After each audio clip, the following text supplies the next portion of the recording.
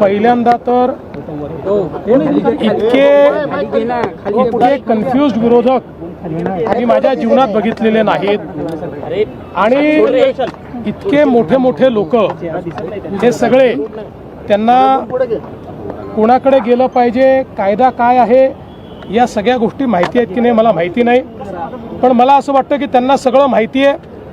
केवळ perception create करण्याकरता निवडणुकीत आपण हारलो तर आधीच परसेप्शन क्रिएट करण्याकरता ते करतायत. कारण काल ते राज्यामध्ये जे निवडणूक अधिकारी आहेत चोकलिंगम यांच्याकडे गेले होते.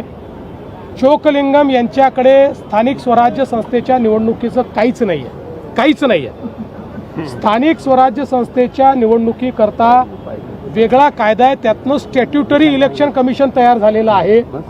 ते इलेक्शन कमिशन दिनेश वाघमारे यांच्या नेतृत्वात आहे. त्याच्यावर पूर्णपणे सगळा कंट्रोल हा कायद्याने त्यांना देण्यात आलेला आहे, तो राज्य सरकारचा देखील नाही.